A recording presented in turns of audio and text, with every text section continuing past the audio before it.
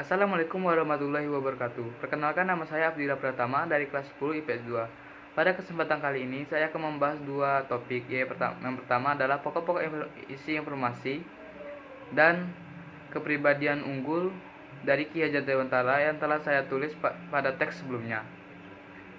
Pertama, pokok-pokok isi informasi Ki Hajar Dewantara yang telah saya tulis. Raden Mas Soehardi Soeharningrat adalah nama masa kecil dari Ki Hajar Dewantara. Ia lahir di Yogyakarta 2 Mei 1889. Ia berasal dari keluarga keraton Yogyakarta. Meski begitu, ia sangat sederhana dan dekat dengan rakyatnya.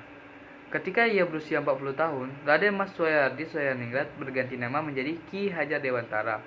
Tujuannya berganti nama adalah supaya lebih bebas untuk dekat dengan rakyatnya. Perjalanan hidupnya ditandai dengan perjuangan dan pengabdiannya kepada negara. Ki Hajar Dewantara tamat di Sekolah Dasar ELS, Sekolah Dasar Belanda, kemudian lanjut ke Stovia, Sekolah Dokter Bumi Putra. Setelah itu ia bekerja sebagai wartawan di beberapa surat kabar. Ki Hajar Dewantara aktif dalam berbagai organisasi sosial dan politik. Pada tahun 1908, ia aktif di seksi propaganda Budi Utomo. Pada tanggal 25 Desember 1912, ia mendirikan Inside Pars bersama Daus Dekker dan Dr. Cipto Mangkusumo. Organisasi ini ditolak oleh pemerintah Belanda karena dianggap dapat membangkitkan rasa nasionalisme rakyat. Hal itu tidak membuat Ki Hajar Dewantara putus asa. Pada bulan November 1913, ia membentuk Komite Bumi Putra. Komite ini melancarkan kritik terhadap pemerintah Belanda yang ingin merayakan 100 tahun kebebasan Belanda dari penjajahan Prancis dengan menarik uang dari rakyat jajahannya. Kemudian, Ki Hajar Dewantara dibuang ke negara Belanda bersama kedua rekannya dan kembali ke tanah air pada tahun 1918 setelah memperoleh European Act. Pada tanggal 3 Juli 1922, Ki Hajar Dewantara bersama rekan-rekannya mendirikan perguruan yang bercorak nasional, yaitu National Undergraduate Taman Siswa. Ki Hajar Dewantara pernah menjabat sebagai Menteri Pendidikan, Pengajaran, dan Kebudayaan yang pertama.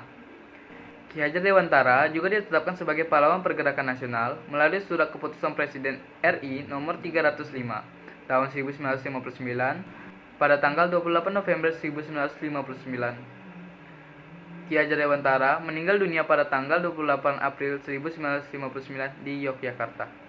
Sekian yang dapat saya sampaikan mengenai pokok-pokok isi informasi Ki Hajar Dewantara. Lanjut ke topik kedua. Kepribadian unggul dari Ki Hajar Dewantara.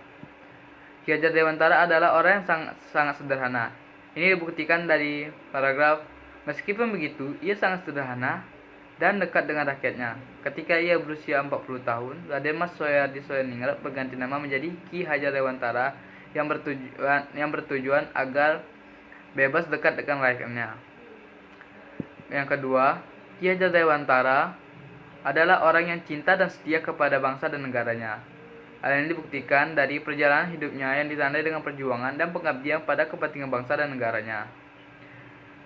Sekian untuk kepribadian unggul dari Ki Hajar Dewantara. Bila ada kesalahan atau kekurangan, saya mohon maaf. Saya akhiri. Wassalamualaikum warahmatullahi wabarakatuh.